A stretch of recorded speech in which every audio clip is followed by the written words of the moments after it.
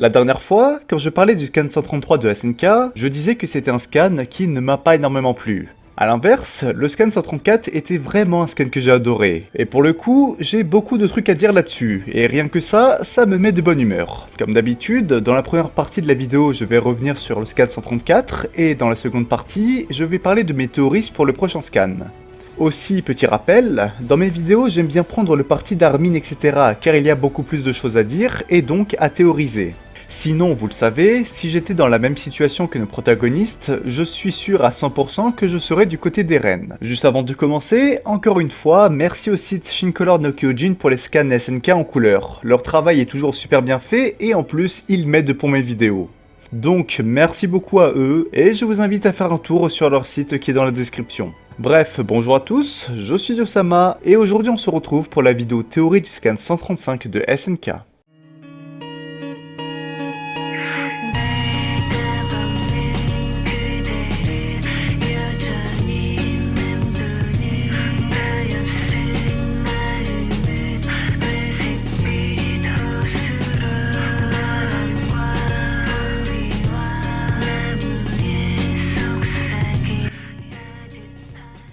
Alors déjà, rien que le début commence très fort avec la destruction du monde par les titans colossaux. Alors pour le coup, je ne vais pas vous mentir, mais waouh, même pour moi, ça a été un sacré choc. Je sais que Eren est en train de causer la mort de milliers d'innocents, et le fait de voir autant de personnes mourir sans pouvoir se défendre, bah c'est des images d'une rare violence, et c'est ça qui est impressionnant avec SNK.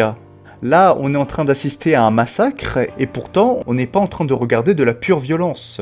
Ce que j'essaie de vous dire, c'est que comme d'un côté on a cette image de Historia qui accouche, ainsi que ce bébé qui est en face des titans colossaux de Eren, qui à l'inverse représente la mort et la destruction, mais c'est vraiment un passage qui est incroyable du point de vue symbolique. Au lieu d'avoir uniquement dessiné des personnages qui se font tout simplement massacrer, Isayama nous a fait un message qui nous dit que même si le monde est en train de se faire détruire, eh bien Eldia, elle, continuera de vivre. Vraiment, cette image de l'enfant face aux titans colossaux qui est un symbole d'espoir qui va tout simplement se faire piétiner, mais c'est incroyable. Et sans déconner, mais rien que les 4 premières pages du scan m'ont tout simplement convaincu pour dire que wow, ça c'est un excellent chapitre. Et en plus, je suis chanceux car le scan ne s'arrête pas là. La seconde chose que j'ai trouvé incroyable dans ce scan, c'est l'éveil des consciences. Alors pour le coup, j'en parle maintenant, mais je vais aussi en revenir à la fin du scan, car selon moi, il y a 2 moments où on observe vraiment un changement de mentalité.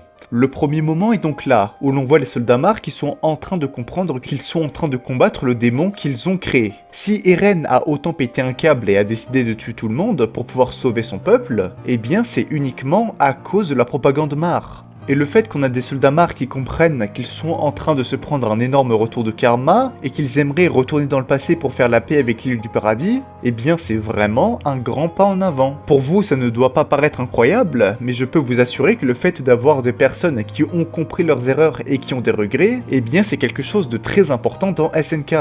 On a enfin la pensée des gens qui évoluent et qui donc veulent mettre un terme au cycle de haine entre les Eldiens et les Mar. En plus de ça, si jamais par un énorme miracle, et oui je dis miracle car à l'heure actuelle Eren a tout simplement gagné, et bien si ces soldats Mar arrivent à survivre et à garder leur mentalité, et bien le monde peut repartir sur de bonnes bases et le cycle sera vraiment brisé. Sauf que malheureusement, je ne crois pas qu'il s'agit réellement de l'envie de Isayama. Mais au moins, la chose importante à retenir, c'est que les mentalités sont en train d'évoluer.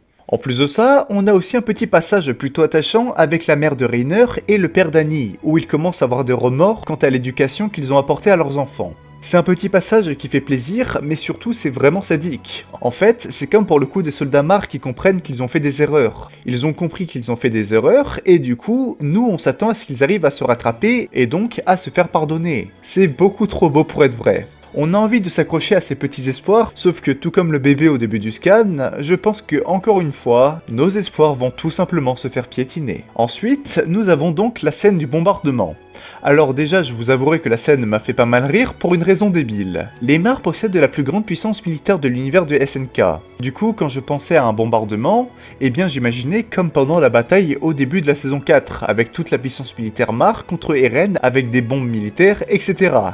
Et bah non, on a eu droit à des bombes artisanales. Alors bon, en réalité, ces bombes artisanales ont fait leur travail, ont blessé, voire carrément tué des titans colossaux. Mais je vous avouerai que ça m'a bien fait rire. Ensuite, la seconde chose qui m'a fait rire, c'est comment les dirigeables se sont fait détruire. Alors oui, pour le coup, c'était sûr que les dirigeables allaient se faire détruire. C'était même ma grande question de ma vidéo précédente. Et du coup, ce qui m'a fait énormément rire, c'est que à chaque fois que nos protagonistes ont un problème, eh bien à chaque fois c'est de pire en pire. Je veux dire, là ils doivent gérer une armée de titans colossaux, Eren qui a les pouvoirs du titan d'origine, et là maintenant, en plus de tout ça, ils doivent gérer le titan bestial de Sig. Enfin, je veux dire, les pauvres. Ça va faire une dizaine de scans que la situation d'Armin etc. est de pire en pire. Et là, paf, c'est encore pire. Ça m'a fait énormément penser à la saison 2 de Re:Zero parce que, eh bien, tu as un problème initial, là, à l'occurrence, arrêter Eren, et au fur et à mesure que les scans continuent, eh bien, tu découvres de plus en plus de problèmes que de solutions. Et c'est pour ça que j'adore SNK. Nos protagonistes sont clairement dans le pétrin et je me demande vraiment s'ils vont réussir ou non à s'en sortir. Je ne vais pas parler du bestial pour le moment car j'ai envie d'en parler dans la théorie, donc j'y reviendrai plus tard. On va donc passer au débarquement d'Armin etc. sur Eren, et ça, pour le coup, c'était vraiment classe. Les dessins sont super beaux, mais surtout, le second éveil de conscience avec Armin. Ça, les gens, c'est quelque chose que j'attendais depuis tellement longtemps, vous ne pouvez même pas l'imaginer. Le fait que Armin soit là, sur Eren, pour lui dire que t'en fais pas, on va parler tous les deux, mais après que je t'ai défoncé, mais ça, c'est quelque chose de juste incroyable. Armin qui est enfin déterminé et prêt à défoncer Eren, mais là je dis oui monsieur. Et voilà, c'est comme ça qu'on crée un scan de SNK qui est tout simplement incroyable. Donc maintenant, nous allons passer aux théories. Déjà, on retourne sur le cas du bestial. Déjà, merci à Shincolor no Kyojin pour avoir quelques parties du scan en couleur, parce que ça m'a permis de tout simplement mieux imaginer comment va être ce nouveau titan bestial. Car oui, il ne s'agit pas du titan bestial de Sig. En réalité, il s'agit d'une création du titan marteau d'armes d'Eren. Et ça, c'est quelque chose de vraiment terrifiant. Comment peut-on savoir qu'il ne s'agit pas du vrai bestial? Eh bien déjà, la transformation du titan. La dernière partie du titan de Sig qui s'est transformée est la tête, alors que normalement, lors des vraies transformations, il s'agit de la première partie qui se transforme. Ensuite, vous l'avez remarqué, mais le titan est relié à un cordon. Et c'est justement ça la caractéristique du titan marteau d'armes. Enfin, chose plutôt discrète, mais c'est la couleur de sa fourrure. Si on fait attention, on peut remarquer que sa fourrure est bien plus claire que d'habitude. Cela veut donc dire que le titan bestial que nos protagonistes sont en train de combattre est un titan bestial créé par le marteau d'armes d'Eren. Cela veut donc dire deux choses. Déjà, Sig a bel et bien fusionné avec Eren, mais surtout, Sig est devenu la poupée d'Eren. Jamais de la vie, Sig aiderait Eren à détruire le monde, ce qui veut donc dire que Sig est littéralement devenu un outil pour Eren. Mais du coup, cela veut donc aussi dire que Sig est potentiellement un énorme danger pour le plan d'Eren. Sig est toujours vivant, mais surtout, il est la seule personne de son royal qui est en contact avec Eren. Bon, en réalité, le fait qu'il soit de son royal ne veut plus rien dire, étant donné que Ymir s'est enfin libéré de l'emprise de la royauté. Donc, en vrai, il n'est pas un si grand danger que ça.